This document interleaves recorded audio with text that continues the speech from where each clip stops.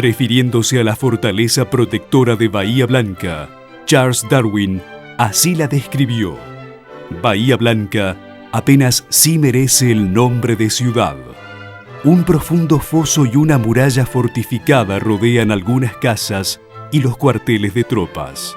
Este establecimiento es recientísimo, 1828, y desde que existe, la guerra ha sido continua en los alrededores. Y el originario fuerte, la fortaleza protectora argentina, fue creciendo. Nacía Bahía Blanca, sabiendo sus habitantes que nada podían esperar que no fuera producto de su propia iniciativa, imaginación y entereza. Había que retemplar los espíritus y edificar el futuro, con la labor de todos los días como manifestación del esfuerzo propio que no admitía declinaciones ni renunciamientos. En cada habitante de la naciente población se hizo carne ese afán voluntarioso que fue trasladándose de familia en familia, de generación en generación. Es que así se estaba construyendo la patria chica y se extendían y afianzaban las fronteras de la patria grande.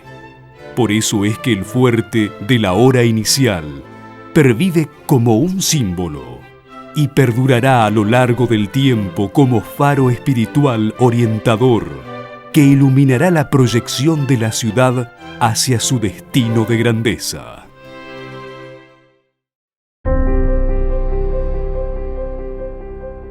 Bahía Blanca, 1859. Ese pueblo infeliz, azotado por la arena que levantan los rebaños acorralados en su seno, real y figuradamente carcomido en su base, con su atmósfera pedregosa y su cintura de salitrales. Antes de 100 años, será una ciudad floreciente, nítida como el cristal que baja de sus sierras, de donde se sacará con un ferril el mármol de sus veredas, el jaspe de sus edificios, una ciudad que regarán fuentes naturales, que rodearán pintorescas villas a lo largo del romántico Napostá. Un pueblo de condiciones inmejorables, el primero de la República Argentina. Carlos Enrique Pellegrini. El sueño que el presidente Carlos Pellegrini vaticinó para nuestra Bahía Blanca se cumplió en parte. En 1859, Bahía Blanca crecía. Numerosas inversiones llegaron a la ciudad. La llegada del ferrocarril cambió su fisonomía. El futuro era prometedor. Cuando Buenos Aires en 1880 fue declarada Distrito Federal, todo estaba dispuesto para que Bahía Blanca, con un puerto de aguas profundas, fuera la capital de la provincia de Buenos Aires.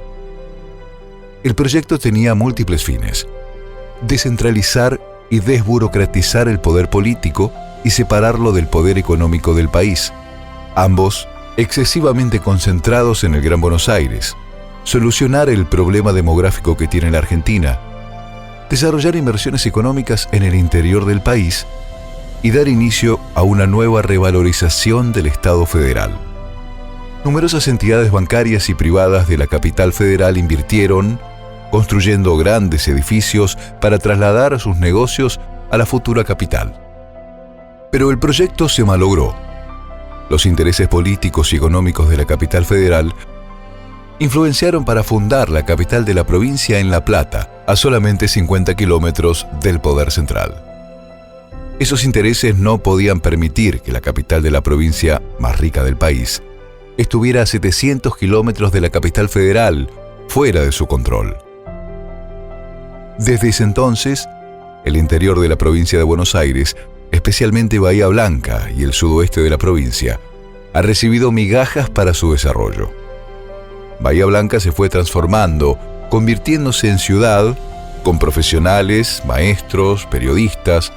Algunos de ellos venían con un gran acervo cultural de la lejana Europa. Sin embargo, pese a su aislamiento del poder central, la ciudadanía bahiense participaba junto al intendente municipal en el mejoramiento de la ciudad, Ejemplo de ello fueron la construcción del Teatro Municipal, la Biblioteca Bernardino Rivadavia, el Hospital Municipal y el Policlínico de Bahía Blanca. También la prensa escrita de ese entonces hacía oír su voz. Periodistas como Roberto Pairó, Eduardo Alberto Mallea, Enrique Julio, analizaban con pasión en sus páginas el desenvolvimiento de la función pública.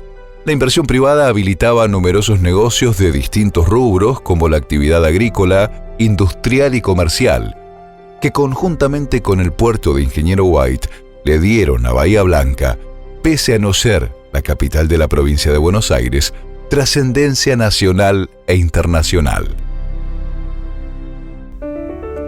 Antes de 1943, las fuerzas vivas de Bahía Blanca pujaron por tener un instituto de nivel superior para que pudiesen estudiar jóvenes que querían incorporarse como profesionales a la naciente industria en Bahía Blanca, a la que se la consideraba como capital del sur.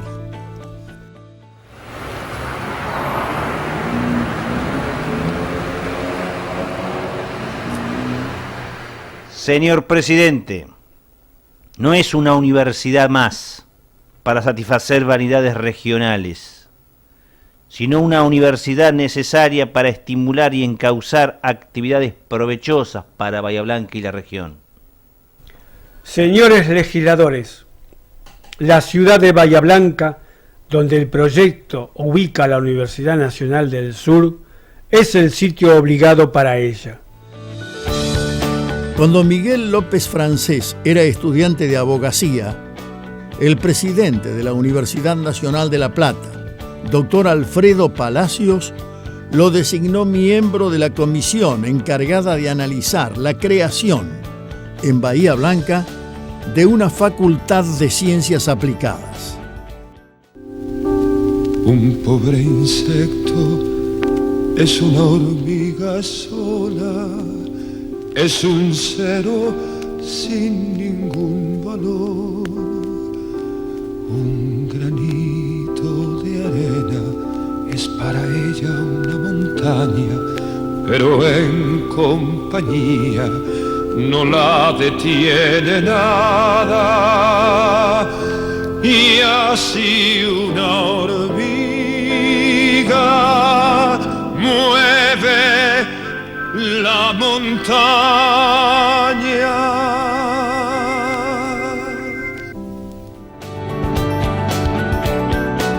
Fue precisamente López Francés, ya doctor en leyes y diputado provincial, quien tiempo después presentó el proyecto de ley que derivó en la creación del Instituto Tecnológico del Sur.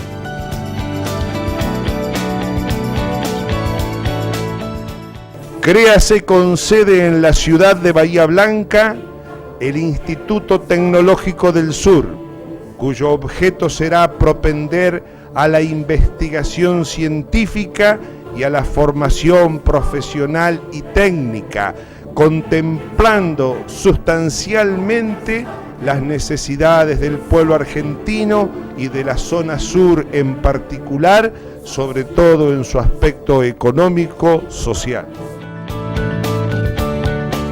En 1947, la Nación y la provincia de Buenos Aires firmaron un convenio por el cual ambos estados aportarían los fondos para el funcionamiento y mantenimiento del instituto. El 12 de febrero de 1948, el entonces presidente Juan Domingo Perón designó al doctor Miguel López Francés como rector del Instituto Tecnológico del Sur. La inauguración oficial se realizó el 20 de febrero de 1948 en las aulas de Rondó 29. Ese mismo año, Miguel López Francés festejó sus 34 años de edad, aceptando el ofrecimiento del gobernador bonaerense Domingo Mercante para ocupar el cargo de ministro de Hacienda, Economía y Previsión de la provincia de Buenos Aires.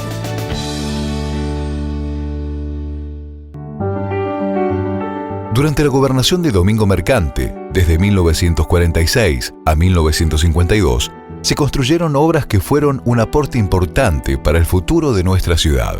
Sin experiencia política, Mercante se puso al frente de sus 5 ministerios para ejecutar su plan trienal para toda la provincia de Buenos Aires.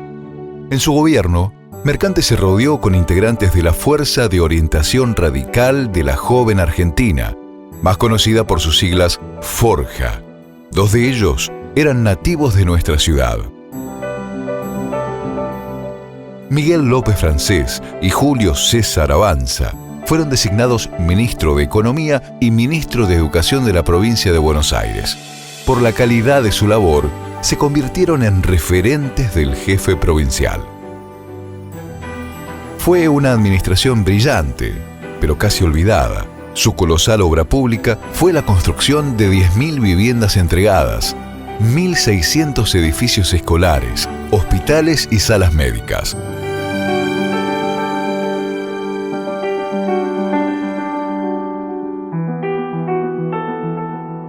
Durante su gobernación nombró 35.000 docentes.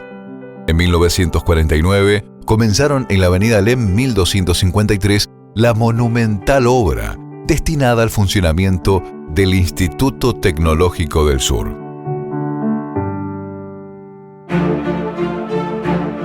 También en aquel tiempo, uno de los flagelos que sufría Bahía Blanca era la inundación en varios sectores de la ciudad, producidas por la crecida del arroyo Napostá. Como solución final, se construyó el Canal Maldonado. Esta obra fue vital para la seguridad de la ciudad. La misma fue ejecutada entre los años 1949 y 1951. En 1954 se incorpora otro gran aporte educativo para la ciudad, la Facultad Bahía Blanca, dependiente de la Universidad Tecnológica Nacional. La inauguración de los cursos tuvo lugar el 1 de abril de 1954. La Escuela Normal, la Escuela de Agricultura y la Escuela de Comercio, todas ellas prepararon el camino de las nuevas generaciones para hacerse cargo en el futuro de la ciudad.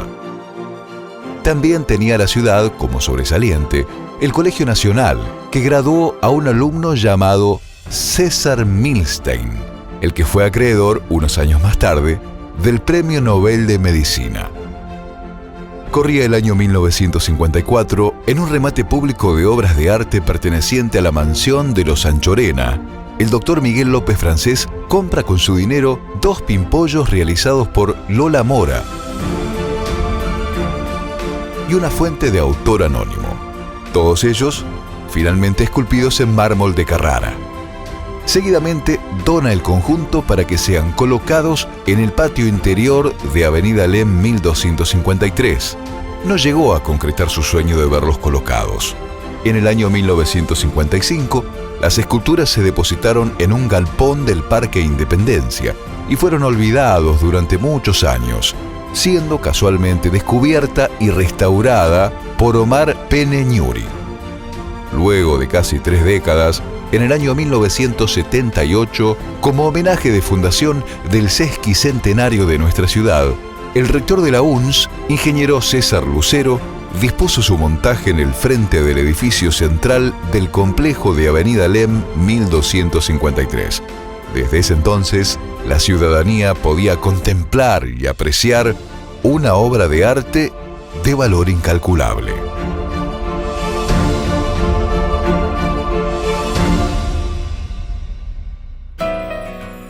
Ante la insistencia permanente de los ciudadanos de Bahía Blanca, el 5 de enero de 1956, el Poder Ejecutivo Nacional, mediante el Decreto Ley número 154, resolvió pasar todos los bienes del Instituto Tecnológico del Sur para la creación de la Universidad Nacional del Sur.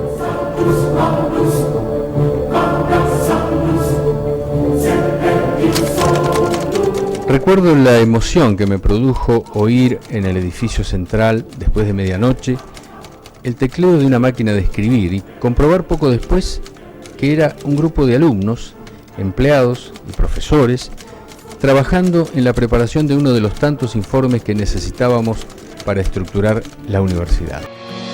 El Instituto Tecnológico del Sur ya contaba con un buen plantel de docentes e investigadores en distintas disciplinas. Los padres fundadores y los que los sucedieron fueron simples ciudadanos, como López Francés, Berge Vila, Antonio Tridente, González Prieto, Vicente Fatone, Antonio Monteiro, Walter Daub y muchos otros.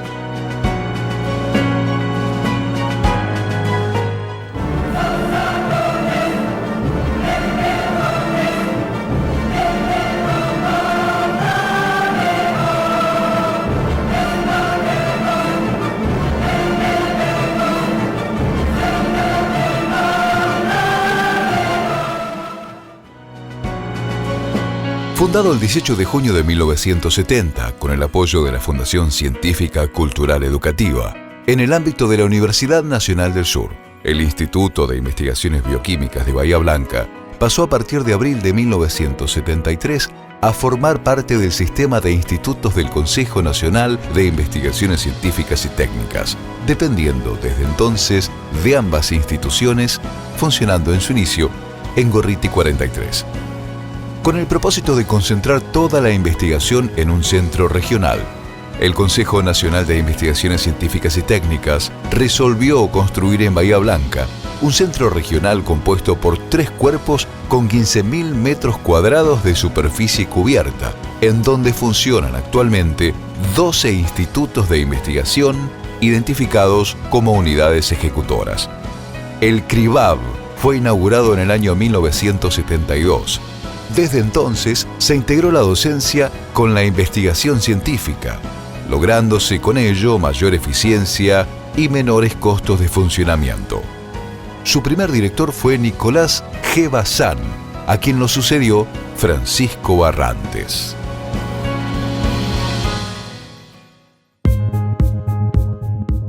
El 24 de septiembre de 1965, día de Nuestra Señora de la Merced, patrona de la ciudad, se inaugura en Bahía Blanca el primer canal de televisión abierta, con el nombre de Telenueva Canal 9, dependiente del diario La Nueva Provincia. Conjuntamente con LU2 Radio Bahía Blanca, conformaban un multimedio periodístico. En La Nueva Provincia, hemos compartido tantas horas con tantos amigos como fueron Francisco Ferrer, Rubén Otero, Gianetti, Arquímedes Moleón, que a su vez dirigía aquella publicación, la revista Paralelo 38, que salía una vez por semana, Marcelo Pieroni, Rubén Benítez, y en la sección fotografía estuvo un tiempo Miguel Tomé, que luego sería el alma mater de la naciente emisora de televisión Canal 9 Telenueva. Allí Tomé se rodeó de un pequeño equipo, pero tan eficiente que no hubo nota de la zona, de la ciudad o de la Patagonia que no se cubriera y que se constituyera a lo largo del tiempo en un verdadero documento histórico, que ojalá se conserven algunas copias de aquella época, porque la historia se hace no solamente en lo gráfico, sino también en la imagen. La primera transmisión fue la misa televisada directamente desde la iglesia catedral. La responsabilidad del primer programa en vivo estuvo a cargo del señor Guardiola Plubins, y como camarógrafos desde la catedral Miguel Tomé y Abel Omar Sosa. Para los bahienses era un alto impacto en sus tareas cotidianas. La responsabilidad técnica de comenzar a emitir una programación diaria recaía sobre un grupo de técnicos que, con precarios medios tecnológicos, emitían diariamente una reducida programación. Inmediatamente la programación de TV Canal 9 Telenueva y su informativo Telesíntesis, con la imagen de Horacio Percio y la de José Román Cachero, se incorporó a los hogares bahienses. Otro hito importante fue la incorporación del color a la imagen de Telenueva Canal 9. Sucedió en la emisión del noticiero Cierre de Página del día 30 de abril de 1980. Los hogares bahienses fueron sorprendidos cuando la imagen de Norman Fernández en blanco y negro pasó a color. La ciudad crecía y la falta de agua era un problema cotidiano.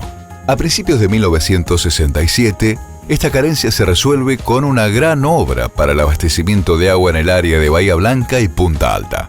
Luego de diversas opciones presentadas, se optó por el proyecto de construir un dique en Paso de las Piedras, destinado a aprovechar una cuenca que, como la del río Sauce Grande en su parte superior, comprende unos 1000 kilómetros cuadrados que recoge las lluvias de Sierra de la Ventana. Es la mayor obra por su envergadura. Representa el reservorio de agua para consumo humano más importante en la región, abasteciendo actualmente a Bahía Blanca, Punta Alta, Ingeniero White, Polo Industrial y General Sarri. El acueducto transporta el agua desde el dique por gravedad llegando a la planta potabilizadora en el barrio Patagonia, donde recibe tratamiento que la convierte en agua potable. Cuando se terminaron las obras del complejo Paso de las Piedras, la empresa constructora española Entre Canales dejó en Grumbein una planta industrial con la cual se construyó el acueducto con caños de hormigón de 1500 milímetros de diámetro.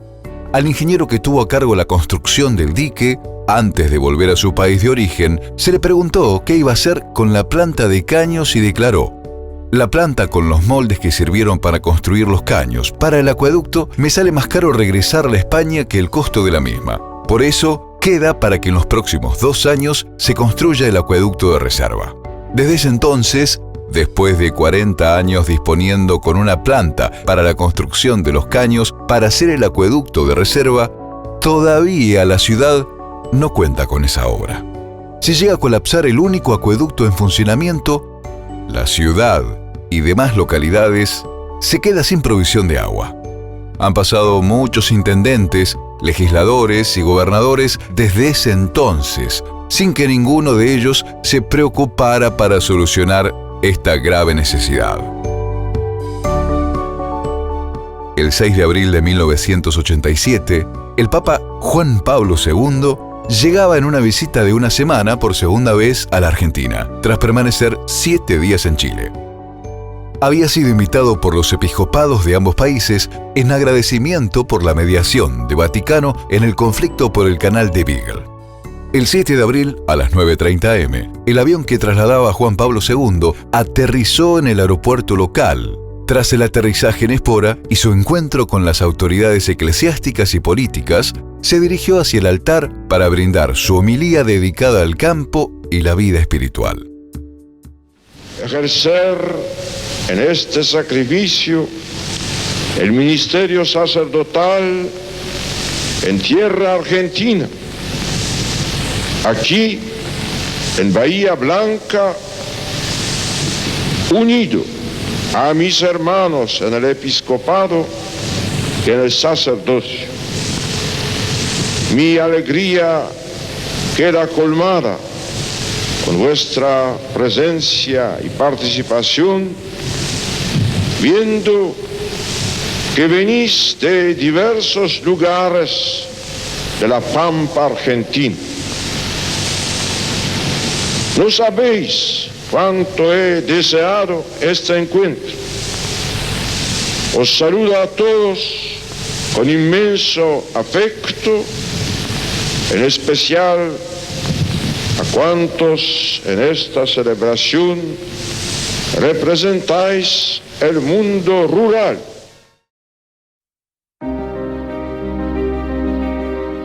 Bahía Blanca en la actualidad. Bahía Blanca es una ciudad creciente gracias al aporte de la actividad privada que invirtió en industria, comercio y servicios. En los últimos 30 años tuvo aciertos, pero también grandes desaciertos por parte de sus gobernantes, con algunas excepciones. Así llegamos a nuestro tiempo. Es triste decirlo. Los que trabajamos y forjamos el progreso de nuestra ciudad, vemos cómo la desidia, los malos hábitos y la indiferencia se ha apoderado de aquellos que conducen los destinos de la ciudad. Este documental ilustra con referencia a la gestión de los últimos 3 intendentes. En el 2006, el ex jefe comunal peronista Rodolfo López había sido destituido por una serie de presuntas irregularidades. Posteriormente, la justicia confirmó su sobreseimiento. Durante su corta gestión dejó un saldo positivo. Consiguió solucionar, con presupuesto del gobierno nacional, el viejo anhelo de construir para Bahía Blanca una moderna terminal de ómnibus.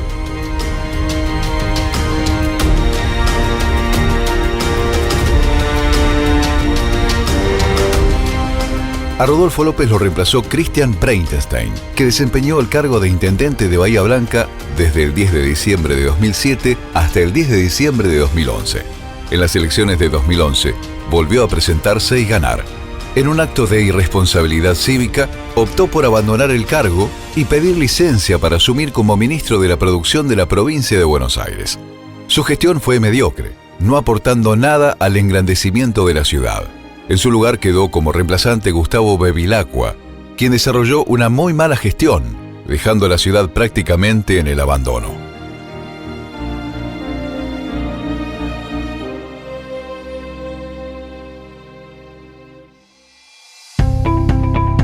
Como resultado de las elecciones en el 2015, ocupó el sillón de Bordeaux Héctor Gay. Su política a puertas cerradas está asignada por la desidia, empeorando con su gestión la calidad de vida de los habitantes. Muchas de las fotos que presentamos son documentos. Fueron tomadas durante el transcurso de los últimos 5 años. Sin embargo, muchos lugares actualmente permanecen como entonces. Durante los primeros años de su gestión, transitar por las calles de la ciudad era un caos. Posteriormente tomó la decisión de repavimentar una gran cantidad de arterias, pero las cuadras repavimentadas quedaron sin la normalización del cordón cuneta, con peligro para el peatón y el tránsito vehicular. Tanto transeúntes como vehículos se ven expuestos permanentemente a verdaderas trampas y serios accidentes por la falta de mantenimiento de veredas, cordón cuneta y rampas para personas de capacidad disminuida. Estamos ante una emergencia sanitaria, debido a la elevada cantidad de lesiones que ocurren en la vía pública con secuelas serias. Las caídas trastocan la vida cotidiana y llevan al aislamiento de las personas. Veredas en muy mal estado que causan serios riesgos para transitar, baldosas sueltas y grandes pozos, pastos altos, microbasurales y falta de higiene del frente del inmueble o terreno baldío.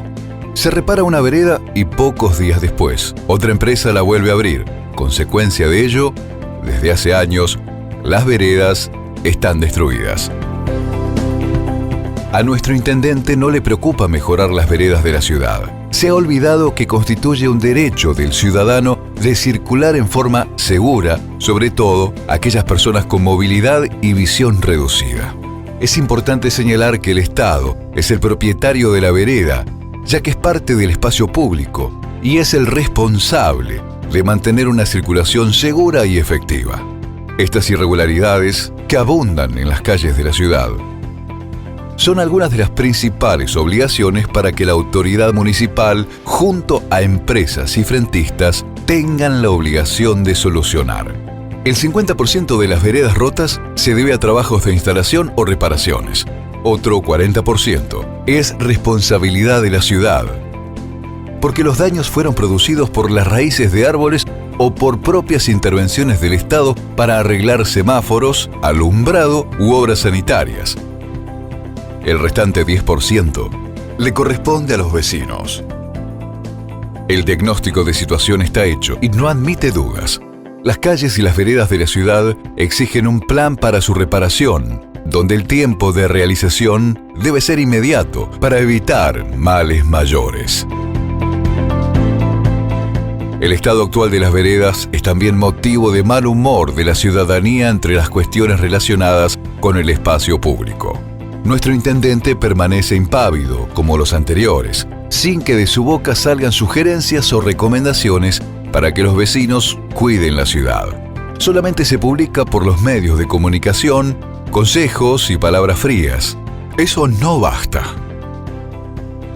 Otra cosa es dirigirse al pueblo, sugerir y convencer. Al caminar por las calles y veredas de nuestra ciudad, no nos damos cuenta de lo sucias que están.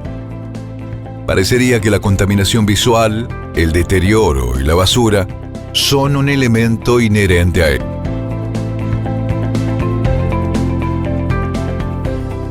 Las reformas en el Paseo de las Esculturas, pese a que invirtieron gran cantidad de millones de pesos sin conseguir un mejoramiento paisajístico de calidad, solamente sirvió para mejorar la seguridad de las obras artísticas allí depositadas.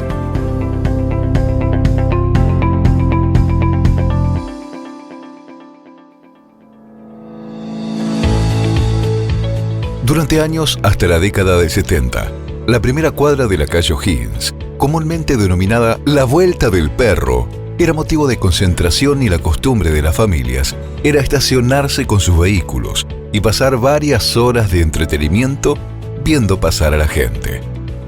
El proyecto de transformar la calle O'Higgins en semi-peatonal fue iniciado durante la intendencia de Jaime Linares, posteriormente confirmado por la gestión de Rodolfo López y, finalmente, licitado. El objetivo fue la puesta en valor del sector y el mejoramiento y la ampliación del espacio público con un desarrollo paisajístico y funcional que posibilite el esparcimiento. Más allá de la ampliación de las veredas, con la colocación de baldosones en 2 colores y de pavimento articulado, el área intervenida fue provista de un variado equipamiento urbano. Una mala costumbre que se arraigó en Bahía Blanca fue tomar el espacio público para promoción y publicidad. Muchas veces nos preguntamos por qué, cuando se termina una obra, no la mantenemos durante el transcurso de los años. La propaganda de eventos en la ciudad se grafica de acuerdo a los registros fotográficos de los últimos años, especialmente en la peatonal O'Higgins, sobre columnas de alumbrado, semáforos y paredes. Todo está invadido por la pegatina, generando un perjuicio a la salud pública y a los bienes del Estado.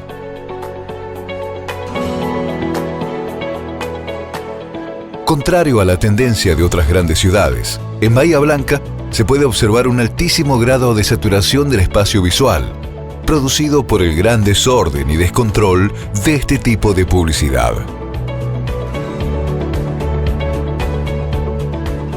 La autoridad municipal, que tiene la obligación de cuidar, estuvo ausente en los últimos 6 años en forma permanente. La salud visual es tan importante al medio ambiente como todas las demás. Los bahienses hemos sufrido mucho malestar al transitar por una peatonal que, seguramente, se realizó para bienestar de la población.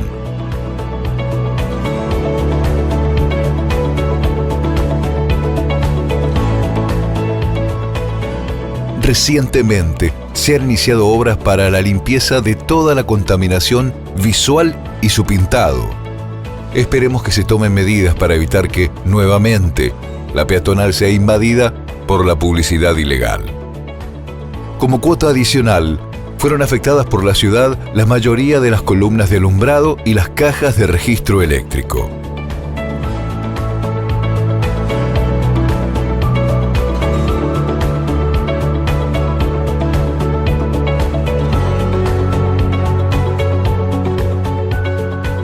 La propiedad privada también sufrió en forma permanente las consecuencias de este vandalismo. Es justo recordar que la ley tiene que ser igual para todos. Por eso, cada vez que se avecina un año electoral, un mal ejemplo para la ciudadanía es la publicidad de los candidatos en la vía pública. Una acción inmediata a realizar es generar una ordenanza para penalizar la publicidad gráfica ilegal en toda la ciudad.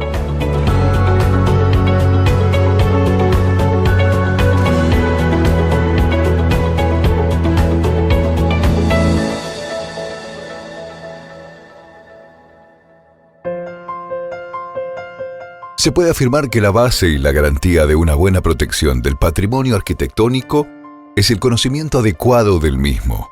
Bahía Blanca, por excelencia, es una ciudad netamente comercial.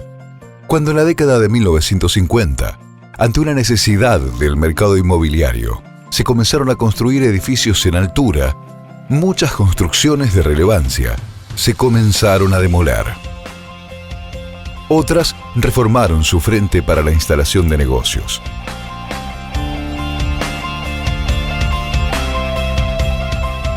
Algunas voces se levantaron en protesta, pero estas fueron ignoradas. El edificio en el que durante 50 años funcionó la escuela normal en Brown y Villarino fue demolido. En su reemplazo quedó hasta nuestros días una playa de estacionamiento. Un caso emblemático fue la destrucción del edificio de Brown y Fitzroy, demolido por una cadena de comidas rápidas. Al finalizar la obra, colocaron como trofeo de casa la cúpula de este edificio en una pared lateral. Otro inmueble conocido como el edificio New London, en O'Higgins 40, fue demolido. Desde ese entonces hasta la fecha, funciona en ese lugar una playa de estacionamiento. Fue una de las pérdidas más sentidas e insólitas del patrimonio arquitectónico bahiense.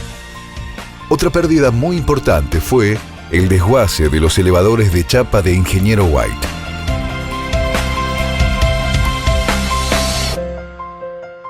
Años más tarde, entre gallos y medianoche, demolieron los elevadores de ladrillo Vista de Puerto Galván, únicos en su tipo. También fue demolida la sede del diario La Tribuna, en San Martín al 100 del periodista Roberto J. Pairó. Para degradar un edificio histórico, no es solamente modificarlo. Fue un error imperdonable el haber permitido edificar al lado de la catedral un edificio horizontal, descuidando la perspectiva paisajística de la arquitectura clásica. La iglesia se halla afectada por el edificio que prácticamente se le apoya por el lado de Celarrayán y que la supera en algo más de 15 metros. En el sesquicentenario de la ciudad, nacía el Plan Participativo de Recuperación y Puesta en Valor del Patrimonio. Se restauraron algunos edificios simbólicos, lo que disparó la habitual ola de sana imitación entre los privados, entre otros, el edificio del Banco Español, en donde funciona desde su puesta en valor la Bolsa de Comercio de Bahía Blanca. Lamentablemente, el intendente municipal y los encargados de cuidar y mantener el patrimonio arquitectónico de la ciudad siguen sin tomar conciencia de la actual situación.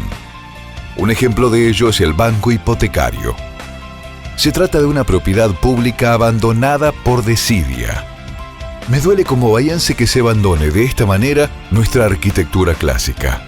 Especialmente me refiero al edificio que ocupó durante años el Banco Hipotecario, construido entre los años 1923 a 1926 con un estilo clásico, tomando elementos de la arquitectura romana y griega. Es hora de que estos edificios estén en el patrimonio del municipio.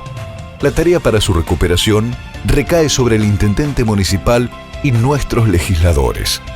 Ellos están obligados a prestar dedicación a las obras que, por antigüedad o abandono, deben ser restauradas y utilizarlas de acuerdo a las necesidades de la ciudad.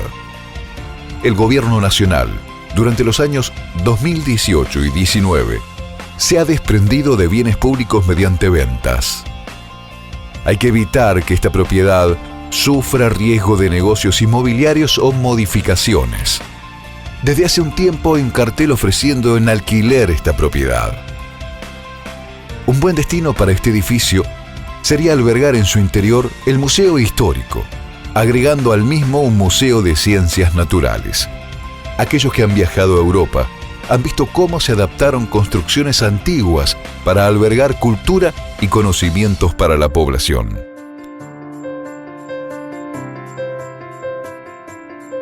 Nuestra región es muy rica individualmente en conservar objetos históricos y naturales que en la actualidad están desperdigados, no dando ninguna utilidad al conocimiento y a la educación. La municipalidad, junto a la Universidad Nacional del Sur, se podrían asociar para inaugurar en este edificio un museo de ciencias naturales. También funcionaría en ese mismo lugar el Museo Histórico Municipal. Además, el edificio cuenta con dependencias periféricas que podrían ser de gran valor para expandir la capacidad de la Biblioteca Bernardino Rivadavia.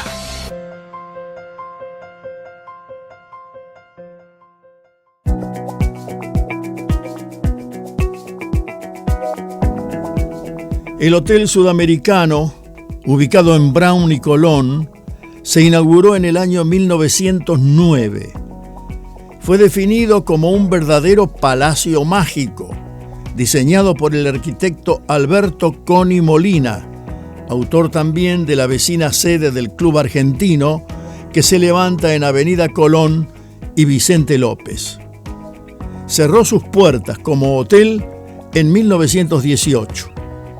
Reabrió como Gran Hotel Atlántico en 1920 y posteriormente como Ocean Hotel en 1942, para cerrar definitivamente en 1978.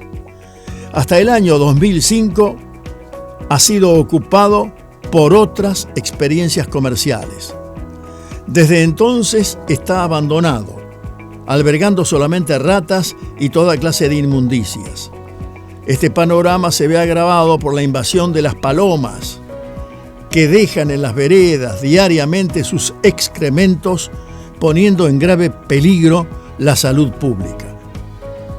Pero si ponemos atención, hay más elementos que contribuyen a presentar un panorama desolador. Son los plásticos, envolturas, botellas, latas, colillas de cigarrillos, plumas y palomas muertas, diseminadas por todo el interior y exterior del edificio.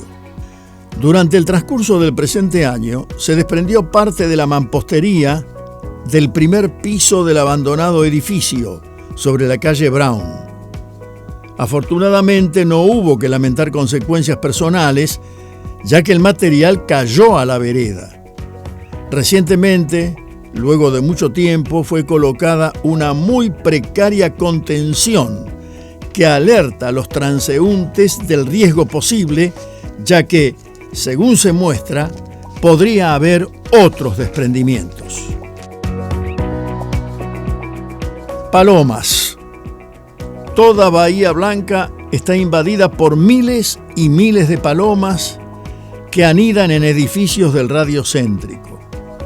Las palomas pueden transmitir múltiples enfermedades infecciosas, incluso con consecuencias fatales por daño pulmonar, neumonías, hepatitis o afección cerebral. Sus plumas y sus excrementos, entre otros agentes, transmiten hongos, bacterias y parásitos. Los más afectados, según los especialistas, son los niños, adultos mayores, personas infectadas con VIH, enfermos de cáncer y diabetes, debido a que sus defensas están muy disminuidas.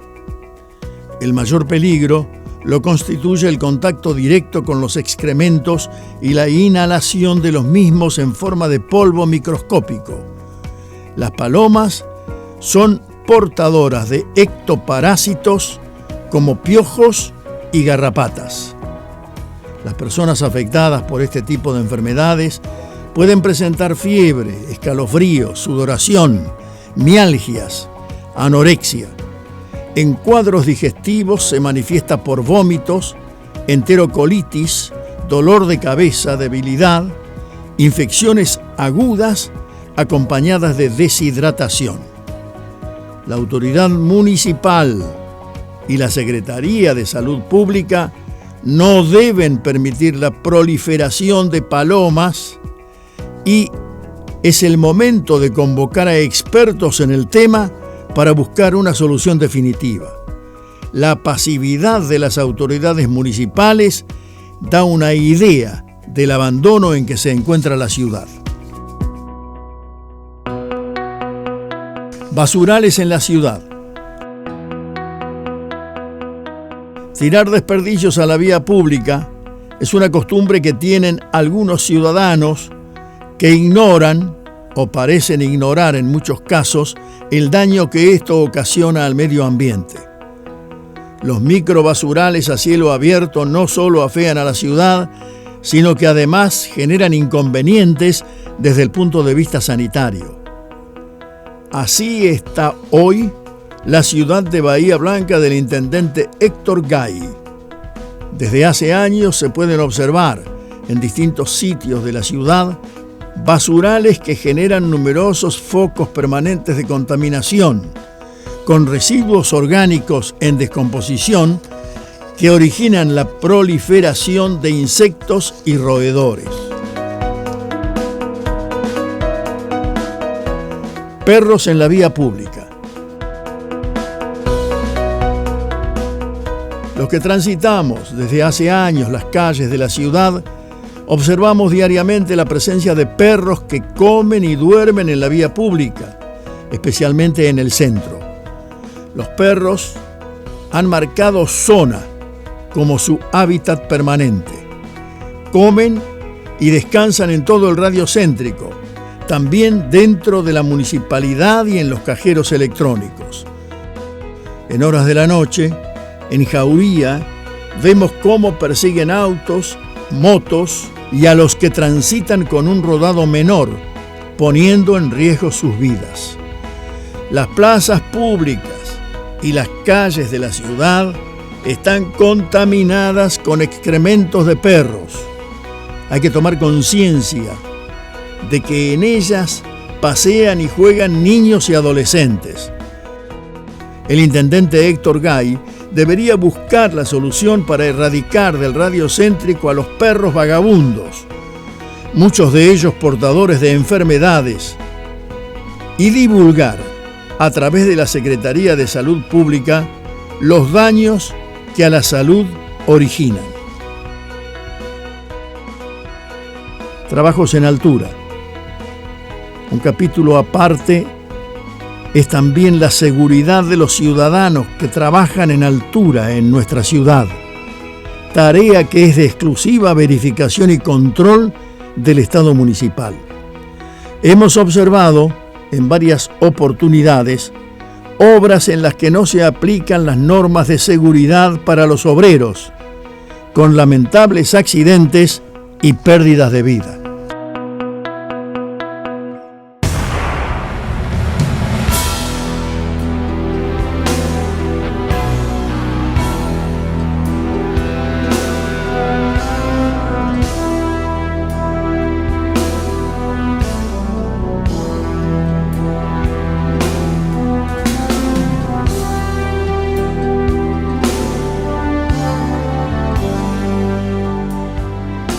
Hay un dicho que dice, vale más una imagen que 1000 palabras. La bandera nacional en deplorable estado es un ejemplo más del abandono que muestra la ciudad. La bandera tiene que estar izada dignamente y eso implica que tiene que estar limpia y en condiciones de conservación, repetimos, dignas.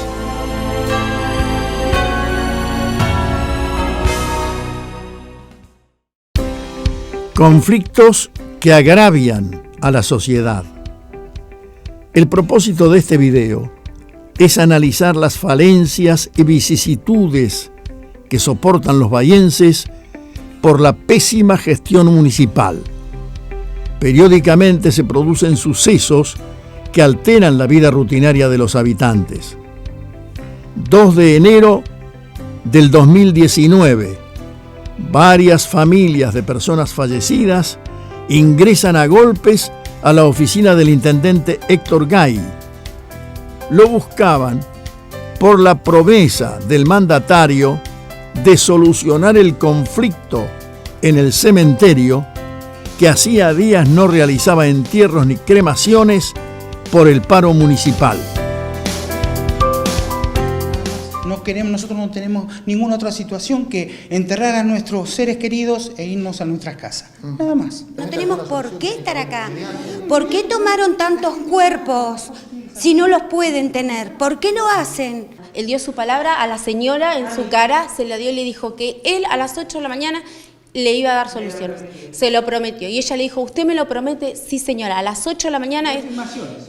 Y nos mintió en la cara. Ya le entramos nosotros. Intendente, estamos esperándolo acá afuera. Yo entro sí o sí. Espero 10 segundos. Si usted no sale, señor intendente, me va a obligar a que yo vaya en busca de usted. Venimos a pedir que nuestros seres queridos sean enterrados. ¿Sabes qué? La policía dentro de un rato a los palos. Esto es de manual, muchachos. Es así con esta gente. Graben todo. Nada más. Para cobrar están y para quedar con la gente acomodada.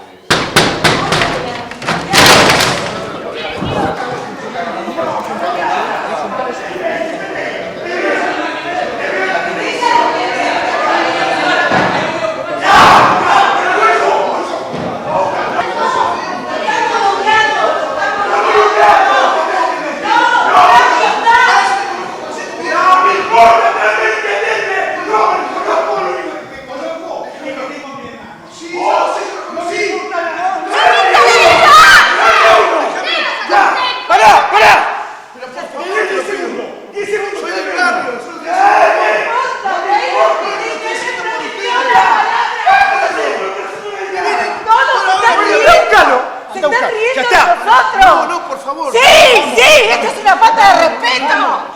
¡Les voy a quemar la municipalidad!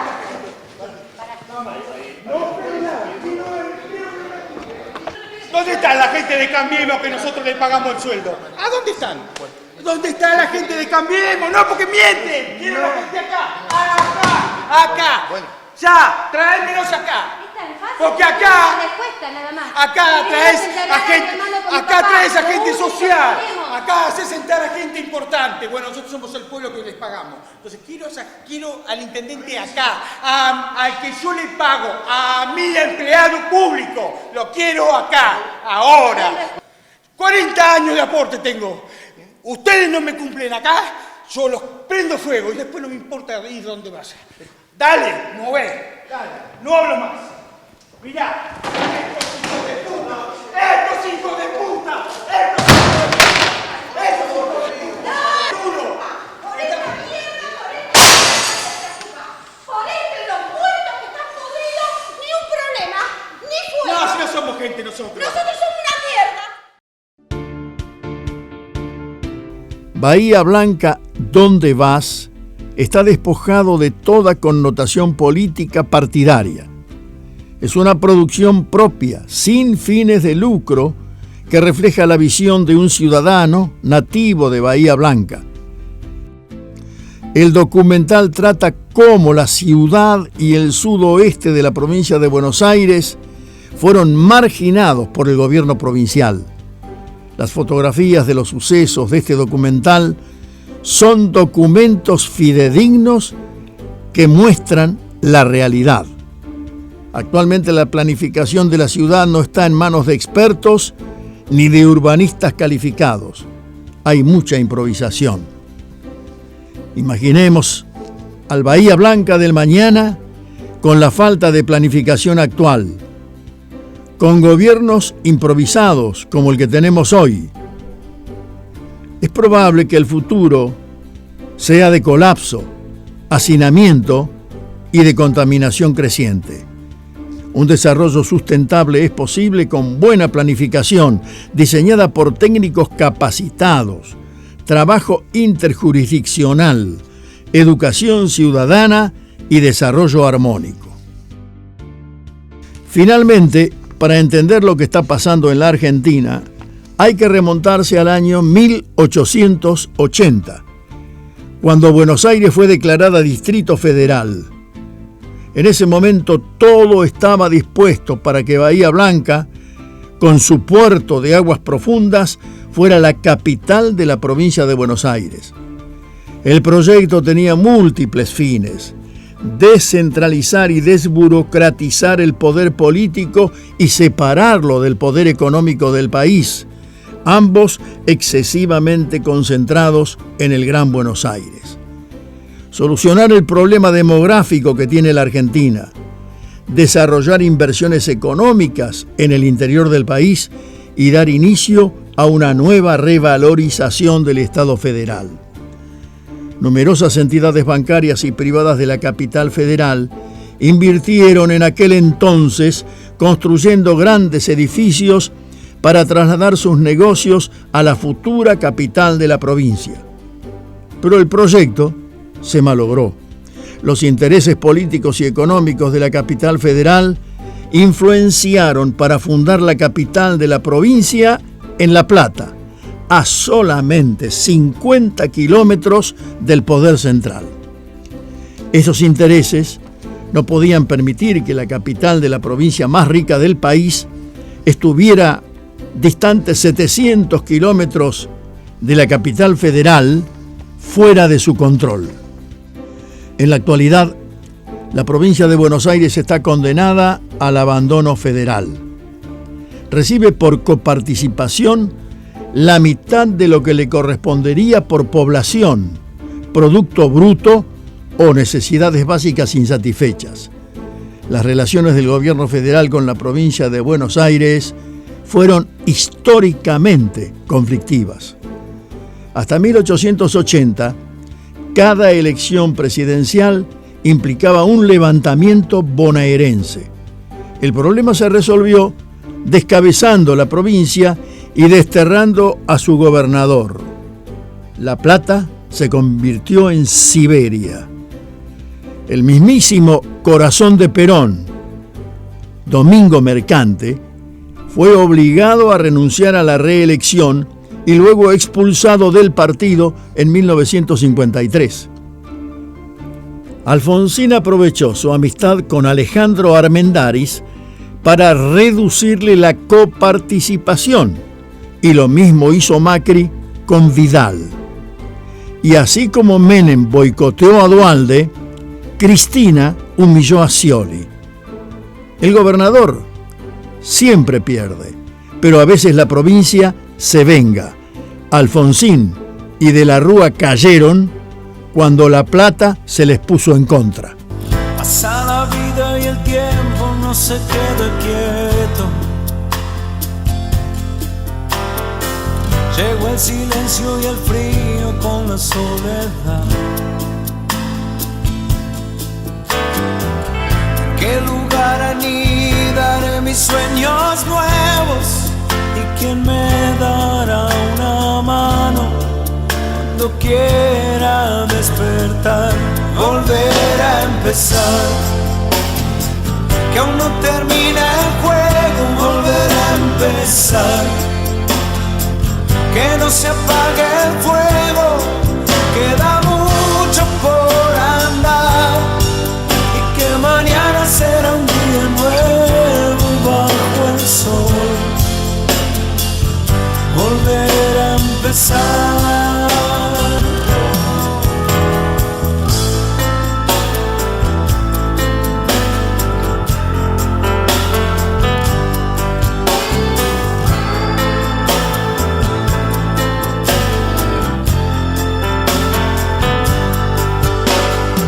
Se fueron los aplausos y algunos recuerdos, y el eco de la gloria duerme en un placar. Yo seguiré adelante atravesando miedos. Sabe Dios que nunca es tarde para volver a empezar.